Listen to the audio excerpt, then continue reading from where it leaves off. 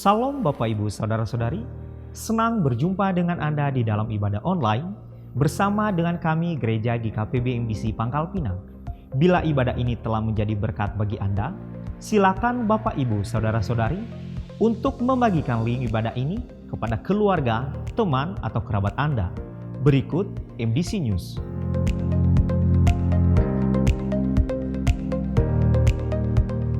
Family Day akan diadakan pada tanggal 26 Mei 2022. Kelas Pola Hidup Berjemaat atau HB telah dibuka. Bagi Bapak, Ibu, Saudara-saudari yang telah lulus DK, silakan daftarkan diri Anda melalui Bapak Tertius Indratno. Kelas Pemuridan Dasar Kekristenan atau DK diadakan setiap hari Minggu dimulai pada pukul 11 waktu Indonesia Barat setelah ibadah kedua selesai. Mari kita membangun keintiman dan relasi kita dengan Tuhan dan menikmati hadirat-Nya. Menikmati embun surgawi yang dilaksanakan setiap hari Selasa dan Kamis dimulai pada pukul 5 sampai pukul 6 waktu Indonesia Barat.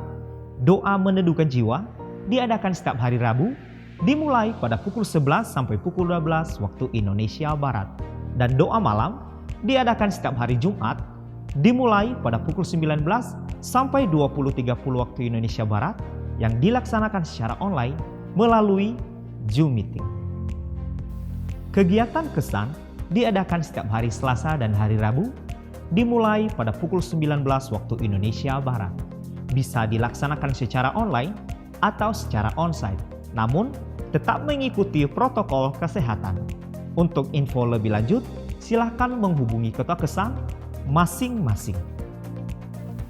Bagi Bapak, Ibu, Saudara-saudari yang akan memberikan persembahan umum, persembahan persepuluhan dan persembahan misi, dapat mentransfernya ke rekening BCA dengan nomor 041 56 75 777 atas nama Gereja Kristen Perjanjian Baru dan ke rekening Mandiri dengan nomor 169 001 06 07 080 atas nama Gereja Kristen Perjanjian Baru, atau scan QR Code dengan menggunakan aplikasi digital yang tertera di layar.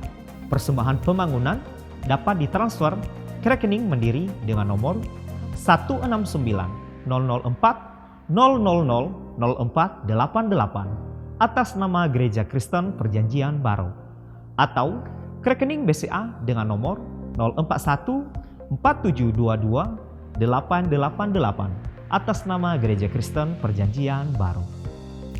Bagi Bapak, Ibu, Saudara-saudari yang membutuhkan pelayanan dari gereja, dapat menghubungi nomor yang tertera di layar. Untuk mengetahui info lebih lanjut tentang Gereja GKPB MDC Pangkal Pinang, Bapak, Ibu, Saudara-saudari dapat mengikuti Facebook dan Instagram MDC Pangkal Pinang atau mensubscribe akun YouTube GKPB MDC Pangkal Pinang.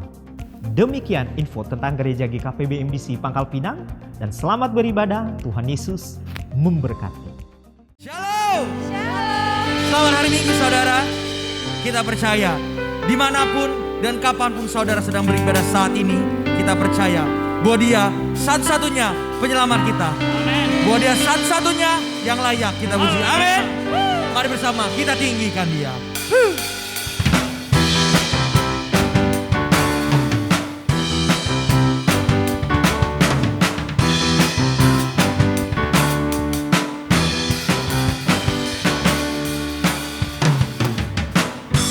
Kaulah satu-satunya sumber dari segalanya. Kau kebenaran yang selalu ku pegang. Kau keyakinanku hidup bersinar terang. Yesus Tuhanku yang berkuasa atasku, hidupku takkan sama. Ku tahu sungguh anugerah-Mu bagiku, hidupku takkan sama.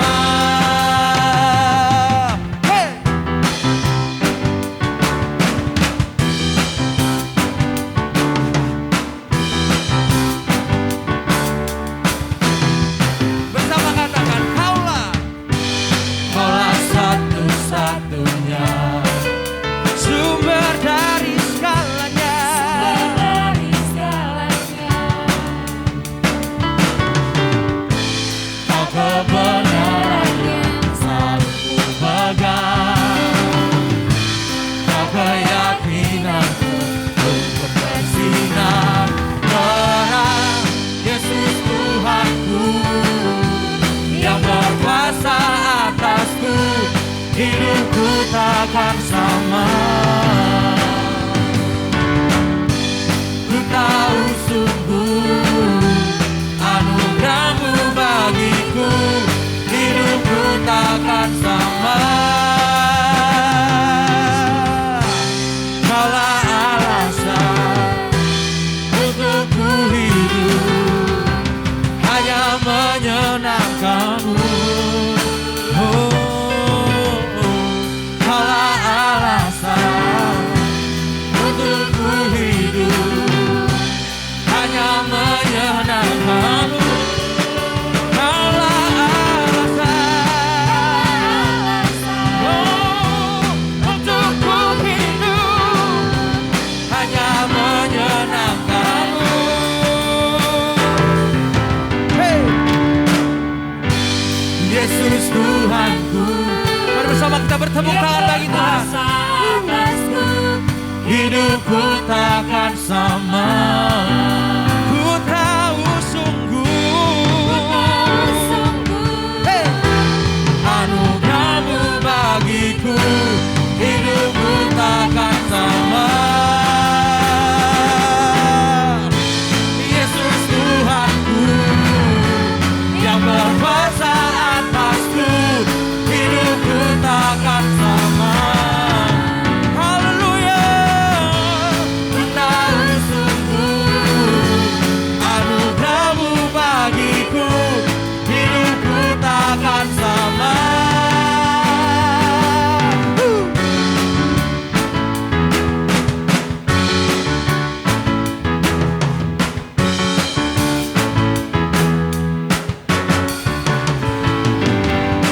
Haleluya. Haleluya. Di dalam Yesus, hidup kita tidak pernah akan sama. Amin. Karena di dalam Dia akan ada sukacita, akan ada kebahagiaan. Mari lebih lagi kita memuji Tuhan.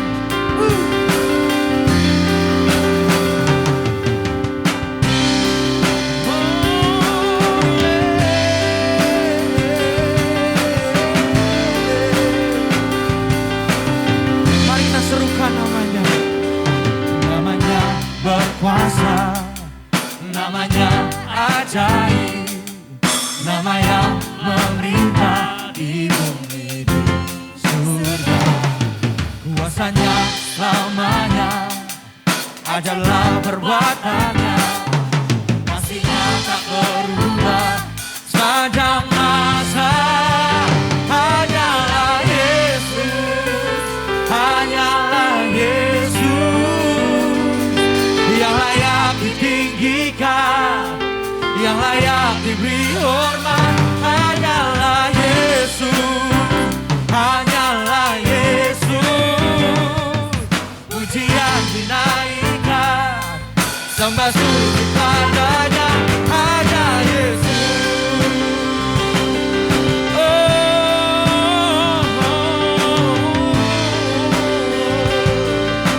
Kami menyerukan nama-Mu Yesus.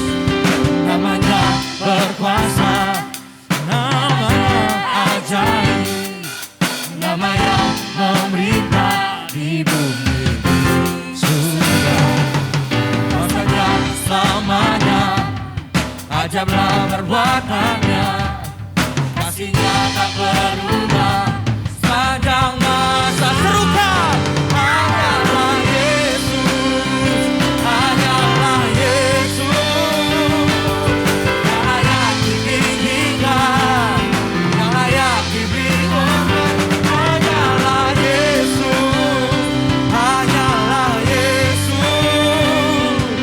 pujian dinaikkan, sembah sujud padanya. Hanya Yesus.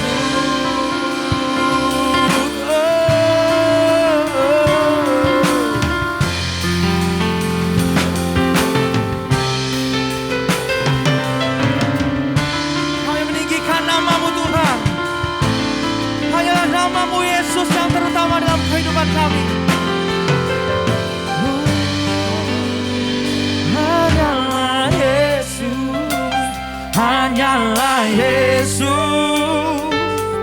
yang layak ditinggikan, yang layak diberi hormat. Hanyalah Yesus.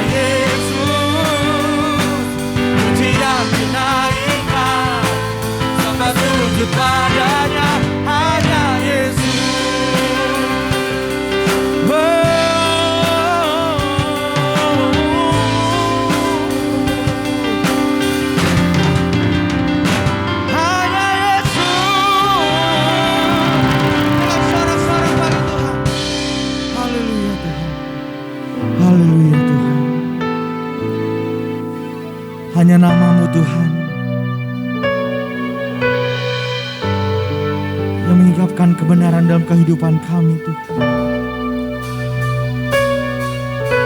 Hanya Kaulah Tuhan jawaban dalam setiap masalah dalam kehidupan kami Tuhan. Hanya Kau kebenaran Tuhan. Hanya Kau kehidupan kami Tuhan. Kami mau datang menyembah-Mu lebih lagi Tuhan. Kami meninggikan pujian bagi-Mu. Hanya Yesus.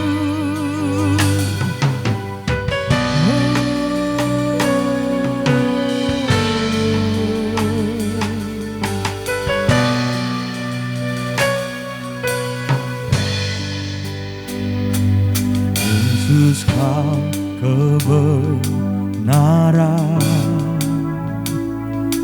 yang menyelamatkanku.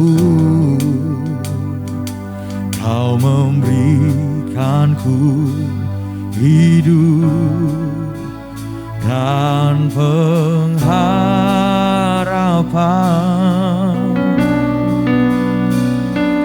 Ku ikut kehendak-Mu,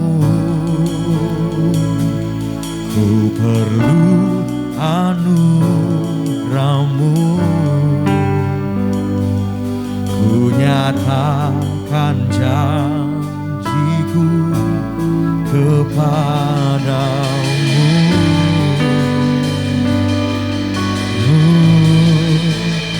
Kalau ku hidup bagimu, hatiku tetap menyembah-Mu. Dunia tak bisa menjauhkanku dari kasih-Mu. Selama ku hidup, kami ingin hidup bagi-Mu Tuhan. Biarlah hati kami, biarlah mata kami tetap memandang Kau. Dunia tak bisa menjauhkanku dari kasih-Mu.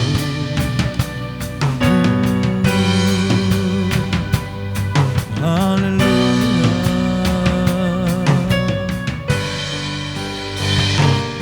Yesus Kau kebenaran yang menyelamatkanku. Kau memberikanku hidup dan pengharapan.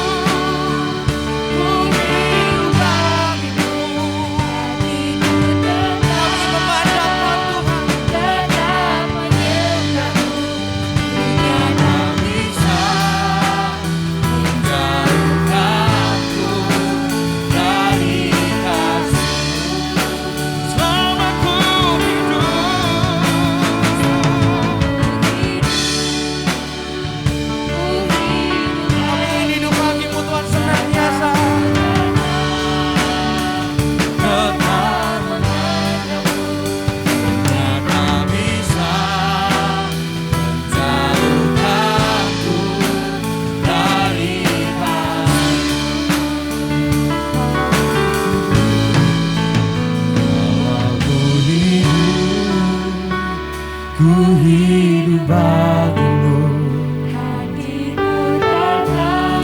Kami memuji Kau Tuhan. Dunia tak bisa menjauhkanku dari kasih-Mu.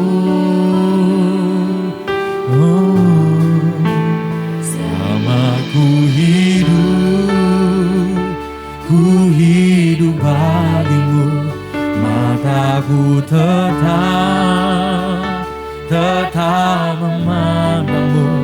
Dunia tak bisa menjauhkanku dari kasih-Mu. Kalau ku hidup bagimu, kalau ku hidup bagimu, hatiku tetap menyembahmu. Dunia tak bisa menjauhkanku dari kasih-Mu. Selama ku hidup, kami ingin mengangkat tangan kami memuji Kau Tuhan. Kami memandang Kau. Dunia tak bisa menjauhkanku dari kasih-Mu. Kalau ku hidup bagimu, hatiku tetap menyembahmu. Dunia tak bisa menjauhkanku dari kasih-Mu. Selama ku hidup bagimu, mataku tetap memandangmu. Dunia tak bisa menjauhkanku dari kasih-Mu. Dunia tak bisa menjauhkanku dari kasih-Mu. Dunia tak bisa menjauhkanku dari kasih-Mu. Haleluya.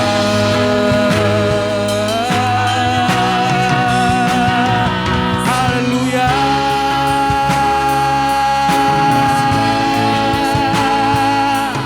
Ku puji Kau, sembah Kau selamanya. Haleluya.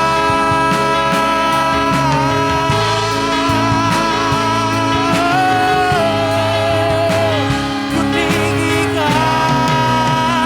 selamanya. Telah satu-satunya penebus, satu-satunya penebus di hidupku. Selamanya ku memuji, ku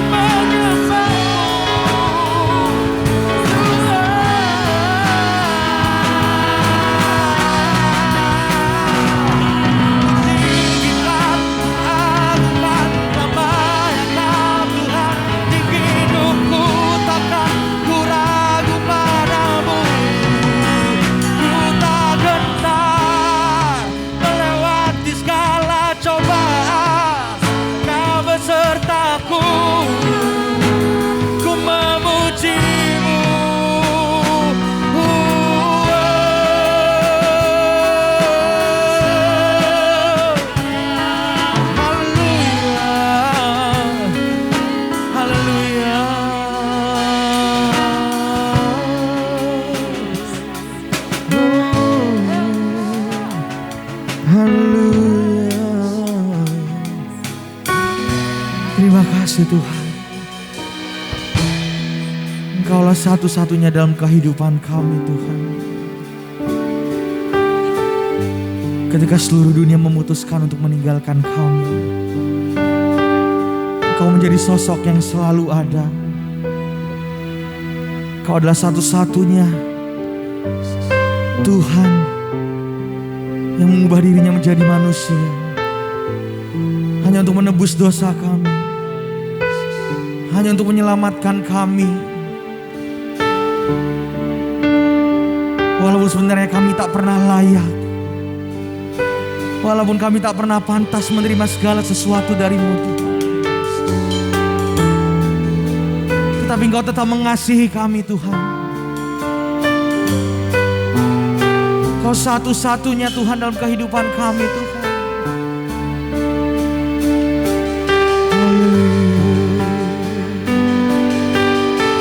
Satu-satunya yang kuandalkan, satu-satunya yang ku percaya, satu-satunya Kau yang setia, satu-satunya Kaulah Tuhanku.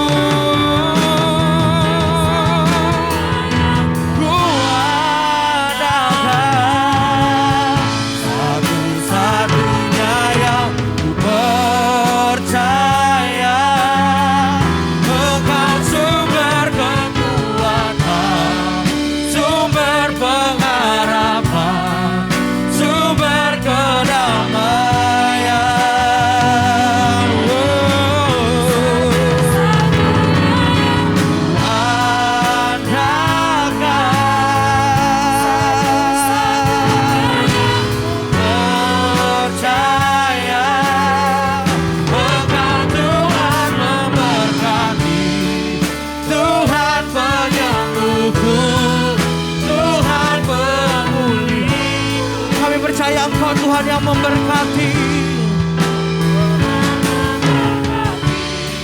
Tuhan penyembuhku, Tuhan pemulihku. Engkau Tuhan memberkati, Tuhan penyembuhku, Tuhan pemulihku.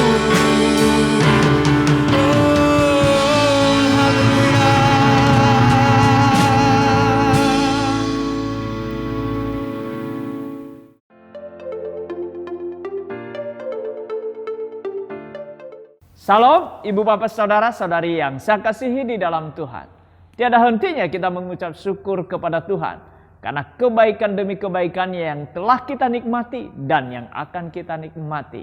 Hari ini adalah awal dari bulan Mei tahun 2022. Ini semua adalah anugerah Tuhan sehingga kita bisa dapat menginjakkan kaki kembali dalam bulan Mei ini. Bapak Ibu Saudara-saudari yang saya kasihi dalam Kristus, tidak ada satupun di jagat raya ini yang muncul begitu saja tanpa dijadikan dan diciptakan, termasuk manusia. Semua ada karena firman yang diucapkan oleh Tuhan. Allah berfirman, maka segalanya ada. Sebagaimana yang dicatat dalam kitab Kejadian 1. Ayat 1 dikatakan, pada mulanya Allah menciptakan langit dan bumi. Bumi belum terbentuk dan kosong gelap gulita menutupi samudera raya dan roh Allah melayang-layang di atas permukaan air. Ayat yang ketiga berkata, berfirmanlah Allah, jadilah terang, lalu terang itu jadi. Ayat ke-6, berfirmanlah Allah, jadilah cakrawala di tengah segala air untuk memisahkan air dari air. Ayat 9 dikatakan, berfirmanlah Allah, hendaklah segala air yang di bawah langit berkumpul pada satu tempat sehingga kelihatan yang kering. Dan jadilah demikian. Lanjut di ayat 11 dikatakan, berfirmanlah Allah, hendaklah tanah menumbuhkan tunas-tunas muda, tumbuh-tumbuhan yang berbiji, segala jenis pohon buah-buahan yang menghasilkan buah yang berbiji supaya ada tumbuh-tumbuhan di bumi. Dan jadilah demikian. Ayat 14 dikatakan, berfirmanlah Allah, jadilah benda-benda penerang dan cakrawala untuk memisahkan siang dan malam. Biarlah benda-benda penerang itu menjadi tanda yang menunjukkan masa-masa yang tetap dan hari-hari dan tahun-tahun. Ayat 20 dilanjut, berfirman Allah, hendaklah dalam air berkeriapan makhluk yang hidup dan hendaklah burung berterbangan di atas bumi melintasi cakrawala. Ayat 24, berfirman Allah, hendaklah bumi mengeluarkan segala jenis makhluk yang hidup, ternak dan binatang melata dan segala jenis binatang liar. Dan jadilah demikian. Ayat 26 dikatakan, berfirman Allah, baiklah kita menjadikan manusia menurut gambar dan rupa kita, supaya mereka berkuasa atas ikan-ikan di laut dan burung-burung di udara, dan atas ternak dan atas seluruh bumi, dan di atas segala binatang melata yang merayap di bumi. Ayat 27, maka Allah menciptakan manusia itu menurut gambarnya, menurut gambar Allah diciptakannya dia, laki-laki dan perempuan diciptakannya mereka. Ayat 29 dikatakan, berfirmanlah Allah, lihatlah aku memberikan kepadamu segala tumbuh-tumbuhan yang berbiji di seluruh bumi, dan segala pohon-pohonan yang buahnya berbiji, itulah yang akan menjadi makanan. Semua ada karena Allah berfirman, bahkan untuk manusia menikmati dan menaklukkan segala yang ada. Terlebih dahulu Tuhan berfirman. Hal ini memberikan suatu penegasan kepada kita bahwa kita ada dari firman Tuhan dan kita hidup oleh firman Tuhan dan hidup kita kepada Tuhan yang berfirman. Itu sebabnya Paulus berkata, namun bagi kita hanya ada satu Allah saja, yaitu Bapa yang daripadanya berasal dari segala sesuatu, yang untuk Dia kita hidup. Dan satu Tuhan saja, yaitu Yesus Kristus, yang olehnya segala sesuatu telah dijadikan dan yang karena Dia kita hidup. Itu yang ditulis dalam 1 Korintus 8 ayat yang ke-6. Hanya satu alasan kita ada karena Dia, dan hanya satu alasan kita hidup untuk Dia. Tema di sepanjang bulan Mei ini 2022, only one, hanya satu. Satu alasan kita hidup adalah karena Kristus, oleh Kristus, dan untuk Kristus. Kristus telah membeli kita dan harganya telah lunas dibayar. Karena itu, muliakanlah Allah dengan tubuhmu. 1 Korintus 6 ayat yang ke-20. Kristus mati di salib, bukti sahih sebagai bayaran hukuman dosa yang membinasakan. Telah lunas dibayar, dan kebangkitan Kristus dari antara orang mati, bukti bahwa maut upah dosa telah ditaklukkan dan tidak berkuasa lagi. Kristus hidup untuk kehidupan bagi orang percaya. Orang percaya hidup bukan lagi dari daging, oleh daging dan untuk daging. Bukan dari dunia, oleh dunia dan untuk dunia. Tetapi dari roh, oleh roh dan untuk roh. Hidup orang percaya, hidup yang baru yang terus-menerus dibersihkan dan diperbaharui dari hari ke hari oleh firman Tuhan dan darah Kristus. Hidup yang terus-menerus diperbaharui adalah hidup tinggal tetap di dalam Kristus, berjalan bersama Kristus dan hidup bersama Kristus. Hidup orang percaya adalah seperti ranting yang melekat dengan pokoknya. Ia tidak boleh sedikit pun jauh dan terpisah dari pokoknya. Sebab bila terjadi demikian, maka kekeringan bahkan kematian akan melandanya. Hanya bila ia tetap tinggal melekat dan selalu bersama pokoknya, ia menjadi hidup. Demikian juga orang Kristen, ia tidak boleh jauh dan terpisah dari Kristus. Kita harus di dalam Kristus dan Kristus di dalam kita. Artinya kita dapat hidup hanya satu, selalu bersama dengan Kristus. Sebagaimana yang dicatat dalam Yohanes 15 ayat 6 sampai dengan 7 dikatakan, barang siapa tidak tinggal di dalam aku, ia dibuang keluar seperti ranting dan menjadi kering. Kemudian dikumpulkan orang dan dicampakkan ke dalam api lalu dibakar. Jikalau kamu tinggal di dalam aku dan firmanku tinggal di dalam kamu, mintalah apa saja yang kamu kehendaki dan kamu akan menerimanya. Tinggal berarti berlanjut hidup di dalam Kristus. Ketika seseorang diselamatkan, ia digambarkan sebagai di dalam Kristus. berhubungan secara permanen bersamanya dengan aman.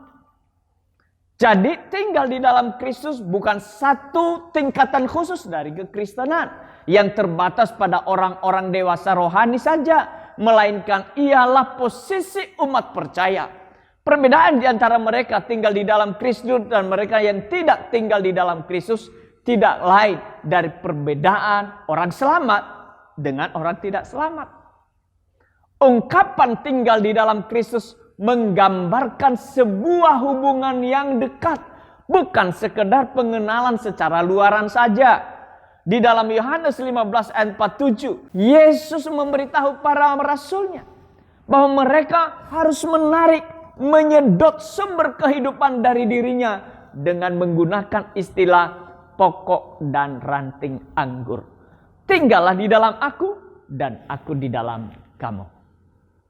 Sama seperti ranting tidak dapat berbuah dari dirinya sendiri kalau ia tidak tinggal pada pokok anggur. Demikian juga kamu tidak berbuah jikalau kamu tidak tinggal di dalam aku. Akulah pokok anggur dan kamulah ranting-rantingnya.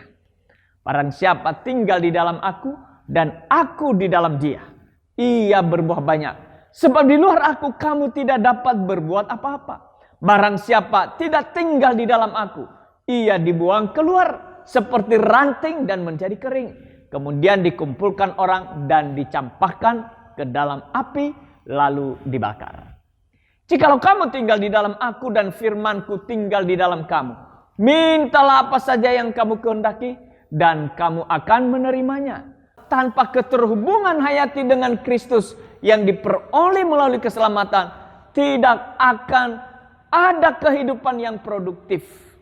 Di tempat lain, Alkitab menggambarkan hubungan kita dengan Kristus seperti tubuh yang terhubung dengan kepala. Yang dicatat di dalam Kolose 1 ayat yang ke-18. Ini adalah hubungan esensial. Yesus adalah pokok yang benar. Para ranting yang tinggal di dalamnya adalah mereka yang keselamatannya sejati. Mereka mempunyai hubungan yang benar-benar menghidupkan dengan Sang Juru Selamat. Salah satu bukti keselamatan adalah ketekunan atau tinggal secara berkelanjutan di dalam Kristus. Orang yang selamat akan terus berjalan dengan Kristus. Ini juga merupakan topik khotbah di minggu ini. Allah akan menyelesaikan karyanya di dalam kita. Dan pada akhirnya kita akan menghasilkan buah yang banyak bagi kemuliaan Allah Bapa. Tinggal di dalam Kristus dan berjalan bersama Kristus adalah pertama, ketaatan kepada perintah Kristus. Sebagaimana yang dicatat di dalam Yohanes 15 ayat yang ke-10. Jikalau kamu menuruti perintahku, kamu akan tinggal di dalam kasihku seperti aku menuruti perintah Bapakku dan tinggal di dalam kasihnya. 1 Yohanes 3 ayat 24 mengatakan barang siapa menuruti segala perintahnya, ia diam di dalam Allah dan Allah di dalam dia. Dan demikianlah kita ketahui bahwa Allah ada di dalam kita, yaitu Roh yang telah Ia karuniakan kepada kita. Ketaatan akan memberi arah dalam kehidupan kita. Kita hidup dalam dunia yang sudah dirusak oleh dosa dan kejahatan. Kita sebenarnya bingung dalam mengambil keputusan karena terjadi konflik kepentingan dan keinginan dalam diri kita. Namun dengan mengambil keputusan untuk taat kepada Tuhan, kita secara sadar membatasi diri untuk mengambil keputusan yang benar dalam menjalani kehidupan. Ketaatan akan melindungi kita dari mara bahaya. Allah memberi kita peraturan dengan dua prinsip. Pertama, peraturan ada untuk melindungi. Siapa berpegang pada perintah memelihara nyawanya, tetapi siapa menghina firman akan mati. Itu yang ditulis dalam Amsal 19 ayat 6. Dan dunia ini sedang lenyap dan keinginannya. Tetapi orang yang melakukan kehendak Allah tetap hidup selama-lamanya. 1 Yohanes 2 ayat yang ke-17.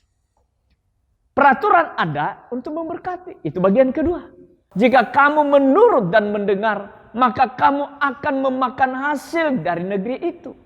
dengarkanlah suaraku, maka aku akan menjadi Allahmu dan kamu akan menjadi umatku.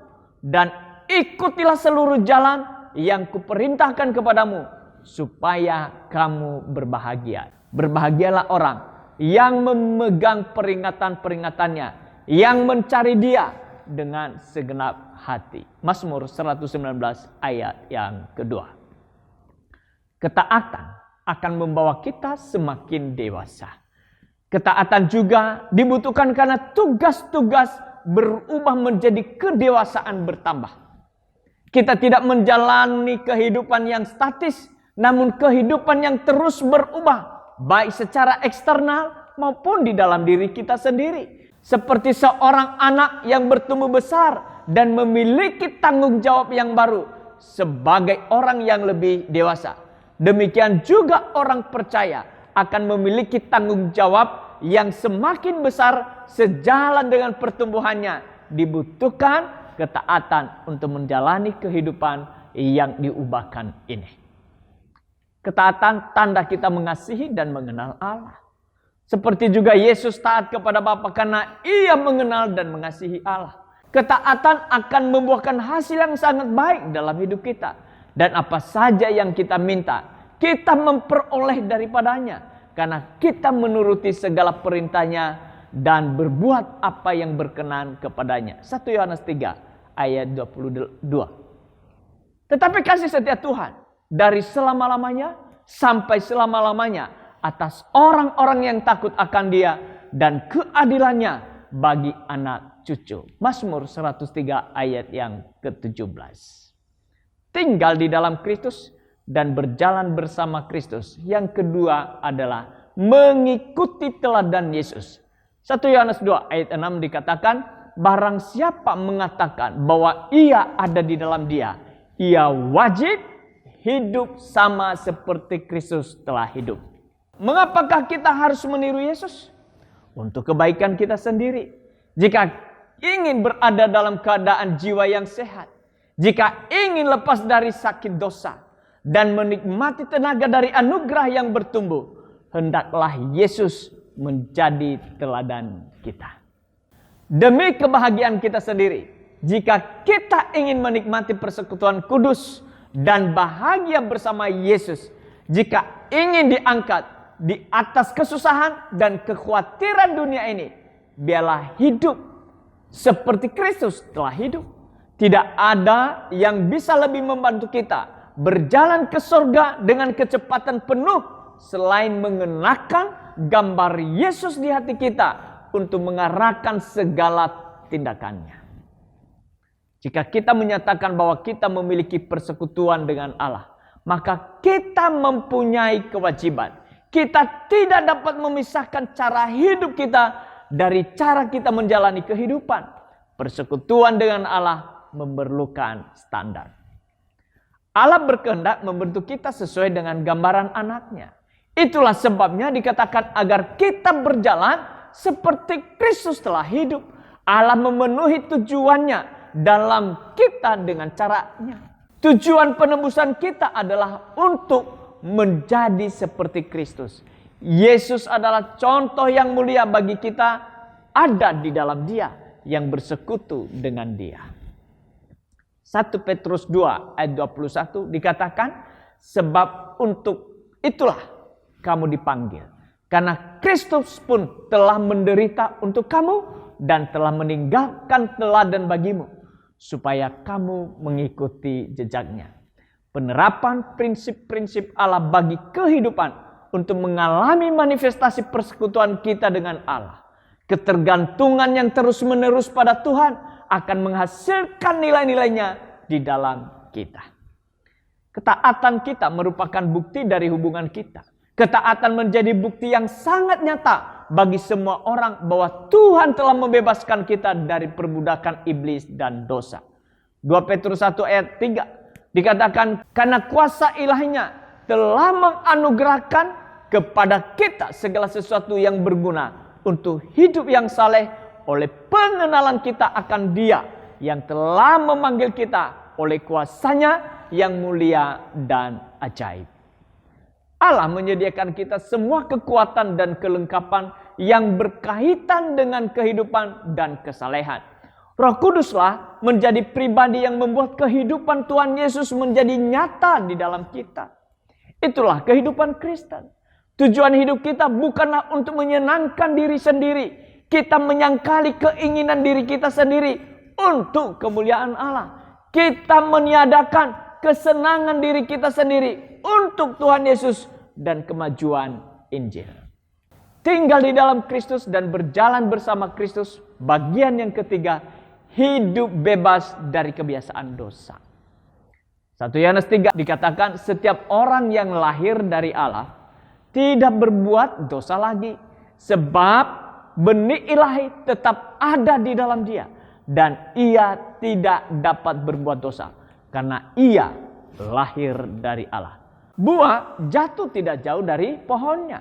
Dari mana kita berasal akan menentukan kita menjadi orang yang seperti apa.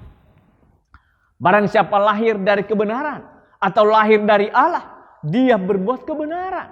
Benih ilahi ada di dalam kita sehingga kita tidak berbuat dosa lagi. Perkataan tidak berbuat dosa lagi tidak berarti bahwa orang yang lahir dari Allah tidak bisa jatuh dalam dosa.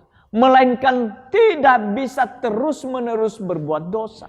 Dengan kata lain, berbuat dosa bukanlah kebiasaan atau kecenderungan orang yang lahir dari Allah. Sebaliknya, nyata bahwa orang yang tetap berbuat dosa berasal dari iblis. Kita bersyukur karena betapapun ganasnya dosa memperbudak kita, Yesus Kristus telah menyatakan dirinya untuk menyucikan kita dari dosa. Oleh sebab itu, jangan lagi kita disesatkan untuk kembali ke kubangan dosa. Ingat dari mana kita berasal. Kita dilahirkan kembali dari benih ilahi. Salah satu buah nyata dari benih ilahi itu adalah kasih kepada sesama. Kasih itu bukan hanya dalam tataran konsep yang indah, melainkan dinyatakan di dalam perbuatan dan kebenaran. Keseharian hidup kita, di mana kita berjumpa dengan banyak orang, dapat membuktikan apakah kita lahir atau bersumber dari Allah atau dari iblis. Yaitu dengan melihat apakah kita mengasihi mereka atau tidak. Dilahirkan dari Allah merupakan berkat yang melimpah. Hati nurani kita bebas dari tuduhan dan kita bebas mendekati Allah. Kita juga mendapat jaminan doa yang didengar Allah dan Dia akan memberikan yang terbaik bagi kita. Tinggal di dalam Kristus dan berjalan bersama Kristus. Bagian keempat, kesadaran terhadap adanya Roh Kudus yang berdiam di dalam hati kita. 1 Yohanes 4 ayat 13 dikatakan, demikianlah kita ketahui bahwa kita tetap berada di dalam Allah. Dia di dalam kita. Ia telah mengaruniakan kita mendapat bagian di dalam Roh-Nya. Bila Roh Allah telah diberikan dan diam di dalam hidup kita, maka Roh Kudus itu akan memimpin kita kepada seluruh kebenaran. Pengalaman rohani seorang percaya dengan Tuhan bisa berbeda-beda dan bermacam-macam. Pengalaman itu bisa misalnya terkait dengan jawaban-jawaban doa. Ada orang yang doanya segera mendapat jawaban, sementara yang lain menunggu sangat lama. Ada juga orang percaya yang mengalami kesusahan dan tantangan sulit lebih daripada yang lain. Ada orang-orang yang kelihatannya diberkati lebih dari yang lain. Apa yang menyebabkan hal itu? Apakah ketentuan Tuhan atau karena pilihan-pilihan orang itu sendiri? Kita mengetahui Tuhanlah yang berdaulat dan kita perlu bersandar kepada Roh Kudus yang akan memimpin orang percaya dalam semua aspek kehidupan. Hal yang pertama adalah Roh Kudus tidak berkata-kata dari dirinya sendiri. Yesus mengajar murid-murid dan ini menjadi suatu pola hidup yang luar biasa. Yaitu bahwa perkataan-perkataan Yesus berasal dari Bapa. Sebab aku berkata bukan dari diriku sendiri. Tetapi Bapa yang mengutus aku. Dialah yang memerintahkan aku untuk mengatakan apa yang harus aku katakan dan aku sampaikan. Yohanes 12 ayat yang ke-49. Ini adalah hal yang luar biasa. Artinya ketika mengambil rupa sebagai manusia, Yesus mengosongkan diri dari kehendak sendiri dan menerima kehendak Bapa untuk diwujudkan di atas muka bumi ini. Itulah yang Yesus lakukan sampai di kayu salib. Apa yang Yesus lakukan adalah sebuah pola yang harus diikuti oleh murid-murid. Roh Kudus disebut juga dengan istilah yang sama, yaitu tidak berkata-kata dari dirinya sendiri, melainkan mendengar dari Bapa. Kemudian baru menyampaikan kepada murid-murid kalimat segala sesuatu yang didengarnya. Itulah yang akan dikatakannya. Menyatakan kepada kita bahwa kita akan mendapat arahan dari Bapa melalui penyertaan Roh Kudus di dalam hidup kita. Dan ketika itu ditaati, maka hasilnya akan luar biasa. Ketika Petrus berkhotbah, ada 3.000 orang menjadi percaya. Masalahnya bukan pada kepandaian khotbah Petrus, namun kata-kata itu berasal dari Roh Kudus yang membuat orang menjadi bertobat. Bagian yang kedua adalah Roh Kudus memimpin dalam seluruh aspek kehidupan. Ada beragam pilihan dalam perjalanan hidup setiap kita. Bisa kita memilih apa yang benar dan memilih yang keliru. Tentunya ada akibat-akibat yang timbul dari pilihan-pilihan yang benar atau keliru. Mengambil pilihan yang keliru akibatnya akan fatal dalam hidup kita. Sebagaimana kita tahu, pilihan-pilihan yang kita hadapi bukan hanya antara baik dan jahat, namun juga baik dan benar. Sebagai orang percaya, bagaimana kita membuat pilihan-pilihan benar dalam hidup? Bagaimana kita memilih yang tepat jika pilihan antara baik dan baik? Kita ingin hidup dalam ketaatan kepada Tuhan dan memilih apa yang tepat sesuai dengan rencananya. Namun, kadang kita tidak tahu persis apa yang dikehendakinya. Bagaimana cara kita dapat memilih dengan tepat sesuai kehendaknya? Tuhan Yesus menyatakan, tetapi apabila Ia datang, yaitu Roh kebenaran, Ia akan memimpin kamu ke dalam seluruh kebenaran. Dalam Yohanes 16 ayat yang ke-13. Murid-murid biasanya berjalan bersama dengan Tuhan Yesus dan menerima arahan untuk apa yang harus dilakukan. Setelah Yesus naik ke surga, Roh Kudus diutus untuk menyertai murid-murid. Dan seperti mereka menerima arahan Tuhan Yesus, mereka akan menerima arahan dari Roh Kudus. Pimpinan Roh Kudus atas murid-murid termasuk kita meliputi semua aspek dalam kehidupan kita. Hati kita perlu terbuka terhadap pimpinannya. Sehingga Roh Kudus leluasa dalam menuntun kita. Sehingga kita dapat membuat pilihan-pilihan yang tepat dalam segala hal. Bagian yang ketiga, Roh Kudus memimpin dalam melaksanakan amanat agung. Amanat agung harus dikerjakan dengan tepat oleh murid-murid. Roh Kudus akan memimpin kepada seluruh kebenaran, mengingatkan yang perlu bagi pelayanan sehingga kita menghasilkan dampak keselamatan pada orang yang belum percaya. Petrus dituntun Roh untuk membagikan ayat-ayat tertentu pada hari Pentakosta. Dan dampaknya luar biasa. Itulah hebatnya pimpinan Roh Kudus. Bagian kita sebagai murid-murid Yesus adalah menaati pimpinan Roh. Ini yang akan menjaga kita dari kesalahan. Hamba-hamba Tuhan di dalam Alkitab seperti Yohanes, Paulus, Filipus, Stefanus, dan lain-lain adalah orang yang berjalan dalam pimpinan Roh Kudus. Mereka mengerti pimpinan Roh Kudus tentang apa yang harus dilakukan dan melakukannya. Pimpinan Roh Kudus tidak sebatas pada hal-hal baik, namun sesuai dengan agenda Tuhan yang begitu besar. Misalnya dalam Kisah Para Rasul 16 ayat yang ke-6, mereka melintasi tanah Frigia dan tanah Galatia karena Roh Kudus mencegah mereka untuk memberitakan Injil di Asia.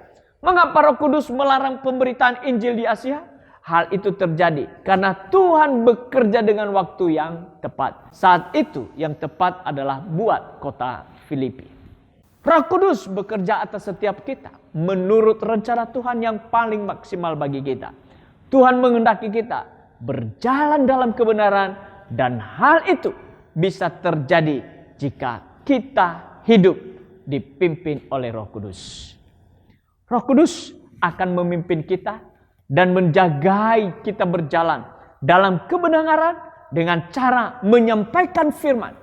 Bagian kita adalah memberikan respon yang baik terhadap firman yang diberikan Roh Kudus, yaitu dengan cara menerima firman, mempercayai dan melakukannya. Keputusan hidup percaya, menerima dan menyerahkan hidup kepada Kristus berarti menyatakan bahwa hanya satu pilihan hidup adalah berjalan bersama Yesus dengan hidup dalam ketaatan, mengikuti teladan Yesus, dan hidup bebas dari kebiasaan dosa, dan hidup dalam pimpinan Roh yang memimpin kepada seluruh kebenaran sampai kepada kesudahan akhir zaman. Immanuel, Tuhan Yesus memberkati. Bapak Ibu saudara-saudari yang saya kasihi dalam Tuhan, berjalan bersama Kristus adalah pertama, ketaatan. Yang kedua adalah mengikuti teladan Kristus. Dan yang ketiga adalah hidup bebas dari kebiasaan dosa. Dan keempat, dipimpin oleh Roh Kudus.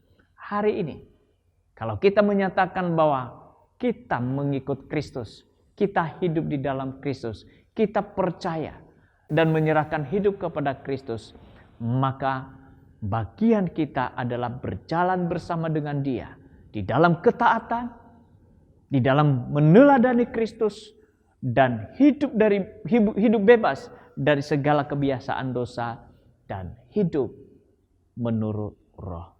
Untuk mengingat akan semuanya itu, agar kita hidup tetap di dalam Kristus itu, maka di hari ini kita diberikan kesempatan untuk mengambil roti dan anggur, mengingat pengorbanan Kristus, mengingat akan kematian yang disalib itu, mengingat akan kuburannya, dan mengingat akan kebangkitannya, bahwa hidup di dalam Dia adalah hidup menurut firman-Nya.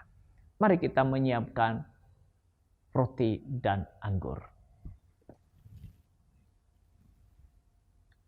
Sambil kita menyiapkan roti dan anggur ini, bila ada hal yang tidak berkenan di hadapan Tuhan, adakah hal-hal yang masih terikat di dalam dosa, kebiasaan buruk? Biarlah pada saat ini engkau mengambil waktu sejenak, memohon ampun kepada Tuhan, dan berkomitmen untuk meninggalkannya dan mengikut Kristus. Mari kita angkat roti ini. Sebab apa yang telah kuteruskan kepadamu, telah aku terima dari Tuhan, yaitu bahwa Tuhan Yesus pada malam waktu Ia diserahkan, mengambil roti, dan sesudah itu Ia mengucap syukur atasnya. Ia memecah-mecahkannya dan berkata, inilah tubuhku yang diserahkan bagi kamu. Perbuatlah ini menjadi peringatan akan aku. Mari kita makan roti ini dalam nama Tuhan Yesus.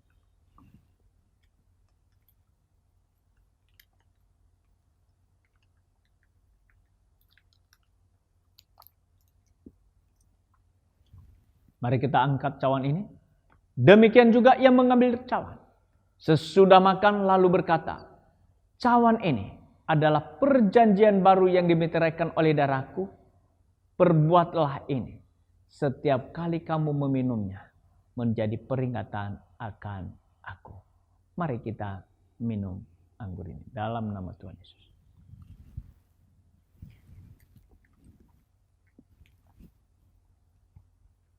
Mari kita menaikkan syukur kita kepada Tuhan atas segala pengorbanannya di atas kayu salib.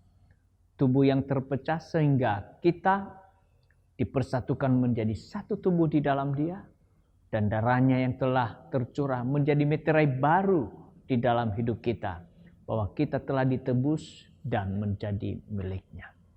Terima kasih ya Tuhan buat segala pengorbanan-Mu di dalam hidup kami, yang telah menebus dan membayar dosa dan kejahatan kami dengan lunas. Dan hari ini Engkau meteraikan kami menjadi milik-Mu ya Tuhan. Menjadi kepunyaan-Mu. Menjadi anak-anak-Mu yang hidup di dalam Engkau. Engkau di dalam kami dan kami di dalam Engkau. Terima kasih, di dalam nama Tuhan Yesus kami bersyukur dan berdoa. Amin. Satu-satunya yang kuandalkan, satu-satunya yang ku percaya, percaya satu-satunya Kau yang setia, satu-satunya Kaulah Tuhanku.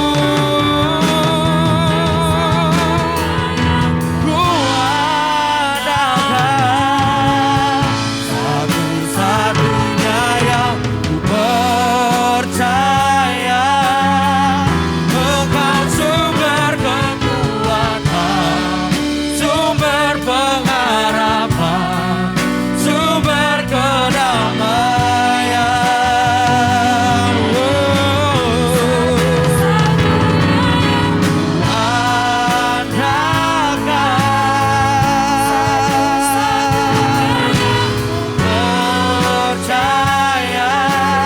Percaya Engkau Tuhan memberkati, Tuhan penyembuhku, Tuhan pemulihku. Kami percaya Engkau Tuhan yang memberkati, Tuhan penyembuhku, Tuhan pemulihku. Engkau Tuhan memberkati, Tuhan penyembuhku, Tuhan pemulihku. Haleluya.